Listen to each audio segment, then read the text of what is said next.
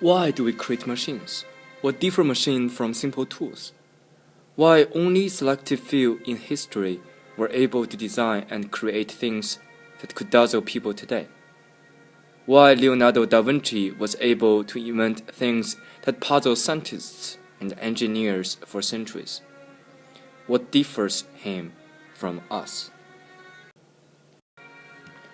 Born in 1452, fathered by legal pottery Piero da Vinci before his marriage, Leonardo da Vinci was cared for with affection by his father. As he grew older, he began to feel that he was different, not because he was a stepchild, but because he was possessed by a burning desire to know everything. As an illegitimate child, he lacked formal education and could not enter business nor law. Yet the door of art and science is readily open to him. In fact, Leonardo da Vinci's lack of formal education, such as those of mathematics and Latin, gave space for his imaginative mind, and his innate curiosity and careful observation not only drove him to attempt to understand the function of a simple tool, but also the law of nature. It was not the lack of education contributes to his geniuses, but the lack of education allowed him to challenge the contemporary common sense, to observe the most tedious things to others, and to ponder questions that he would have never thought about if he had ever encouraged to read when he was little. In his youth, Da Vinci spent most of time roving and exploring the surrounding countryside. Village of Vinci perched on the slope of Mountain Albano. On one side was the fertile village of Lucca, with its olive trees, orchids, and rich fields. On the other, the ridged mountain range where swift streams carved the rocks into strange shapes.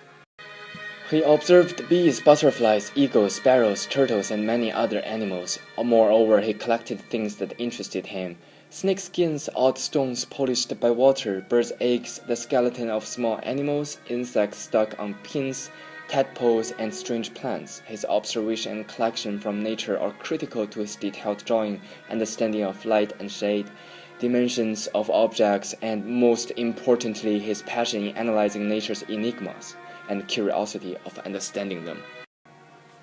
He wrote in his notebook, just as a stone flung into the water becomes the center and cause of many circles, and as sound diffuses itself in circles in the air, so any object placed in the luminous atmosphere diffuses itself in circles and fills the surrounding air with infinite image of itself, and is repeated, the whole everywhere, and the whole in every smallest part. This can be proved by experiments. Da Vinci used the observation of water ripples to make analogies. Although he was wrong about the circular pathway of sound's motion, his meticulous observation and logical thinking epitomized the early scientific thinking. The difference between Da Vinci and others is when he saw a ripple, he asked why, whereas most people simply accept the phenomenon as common sense. In his youth, he once said, "I wish to work miracles," and he did. He designed the first flying machine in the world. He studied birds' wings and their flying motion. He watched the way birds use their tails as rudders and how they make gentle landings by stalling and flapping their wings quickly to cut down their speed and changing their center of gravity by moving their heads. He even dissected countless birds and bats to learn how the wing opens and closes and how its muscle moves it. You can see in this painting the numbers by the size of the calculation of the length of its design, and the appearance of this design is very similar to a bat. Through his observation and dissection, Leonardo da Vinci in 1490 wrote, "A bird is an instrument working according to mathematical law. Which instrument it is we think the capacity of man to produce." Without careful observation, his plan would fail. In an age of total ignorance of aerodynamics, it would be impossible to make anything that can fly in the air. Yet da Vinci succeeded. Why? Observation and curiosity are the keys. The combination of the two made him powerful because curiosity resulted tenacity, while observation gave him pieces for the bigger puzzle. He acquired both of these qualities through his childhood observation in the beautiful countryside in Vinci. In 2009, British engineers modeled Da Vinci's flying machine, and his design worked successfully. It seems ignorance of knowledge sometimes can be an advantage.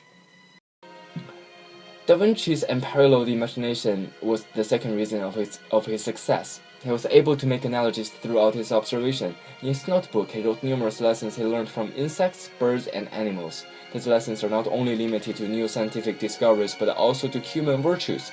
In his diary, he wrote, "When the wolf goes cunningly around some stable of cattle, and by accident put his foot in a trap, so that he makes a noise, he bats his foot off to punish himself for his folly."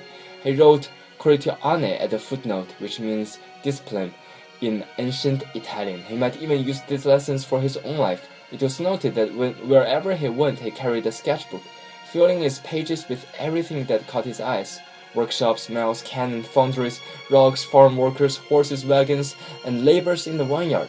He was using the same discipline which the wolf had used to himself. He knew by heart good art comes from discipline and practice. Thus his hands didn't leave his pen even when he was sleeping. Leonardo da Vinci also had intense study of human anatomy. He wrote in his notebook, "Voglio far miracoli, I wish to work miracles. But me cili altris omni pia quati. It may be that I shall possess less than other men of more peaceful lives." Later he wrote, "I have dissected more than 10 human bodies, destroying all the other members and removing the very meanest particle of the flesh by which these bones are surrounded." After 1482, using the knowledge he acquired from dissecting corpse, Leonardo da Vinci built mechanical models of the muscles and joints. His numerous arm-like design for his machines attest to his full understanding of the mechanics of human and animal bodies. Da Vinci was a perfect student. He used his imagination to connect human anatomy to military engineering and weapon designs, because bone structure are excellent choices for weapons. The third reason of Da Vinci's genius is his unique personality. Vasari once wrote, "Leonardo was so delighted when he saw curious heads that he would follow about anyone that attracted his attention." Leonardo's notebook confirmed this statement. They contain several references to freaks and people with bizarre faces he wanted to remember. Yet he never recorded his curious faces in a spirit of mockery. Ugliness for Leonardo, like beauty, simply one aspect of reality, and having dedicated himself to the task of mirroring nature in his art, he never flinched at showing the less attractive faces in the world. In fact, to him, ugliness is equivalent to beauty. Because of his unbiased view of the world, Da Vinci was able to analyze with passion things others do not even dare to look. From dead babies in the womb to human hearts, Da Vinci studied all and enjoyed all. He took everything in. Because of such personality, Da Vinci had a much broader perspectives than any scientist in the history. His wide range of study not only made him the most prolific artist, but also the greatest inventor of all time. Furthermore, Da Vinci also had a particular way of looking at the universe. Da Vinci's drawing the Luge took form as anatomy and mechanics of the universe. Earth is like a human body and like a machine. In his notebook, Da Vinci wrote, "The earth has a spirit of growth. The flesh is the ground. The bones are the stratification of rocks, which form mountains. The blood is the spring water. In the image of fetus in the uterus, we can read the cross-section of a planet, or of a machine of life, or of a flower." Together with an analytical description of the details of both human and animal anatomy, the neck muscles are almost the same to musical string, while next to the drawing, stamped with 2 skulls, is written, "O observer of this machine of ours, be not saddened by the fact that you make it known the means of death of another, but instead take joy that our Creator has turned his intellect towards the excellence of such an instrument." Da Vinci's language may seem emotionless by using the words such as instrument and by talking about death with joy. But in fact, his words are far beyond emotionless. He was combining emotion and rationality perfectly together. Art and science merged into one. He tried to see the world from the Creator's perspective, and throughout the process of his discovery, he will be overwhelmed by his finding. A genius is not rare, but a genius with extraordinary passion is rare. Leonardo da Vinci imagines the world as a giant machine set in motion by spiritual forces and controlled in its perfect mechanism by a superior intelligence that has arranged everything according to mathematical laws. To him, man is a machine, bird is a machine, the whole universe is a machine. The movement of an arm, of an leg, the movement of a wing are all regulated by precise mechanical and mathematical laws, which Leonardo reproduced once he understood them. His work of inventing machines is secret and godlike to him, because, just as he described, he wants to work miracles and to understand the law of the universe. He was capable of being objective and calculative. His deep love of beauty did not eclipse his awareness of ugliness. War to him was the best of madness. Yet he developed innumerable inventions for the destruction of humanity. On the one hand, he destroyed drawings for the submarine because he feared men would use it to destroy each other, yet preserved plans for armed cars, flying machines, and bombs. Conflicting personality can be viewed clearly from Leonardo da Vinci. His talent is intractable even to himself. On one hand, he desired to design, to construct, and to create out of his profound imagination. On the other hand, his morality and personal philosophy stopped him from creating inventions that may be detrimental to humanity.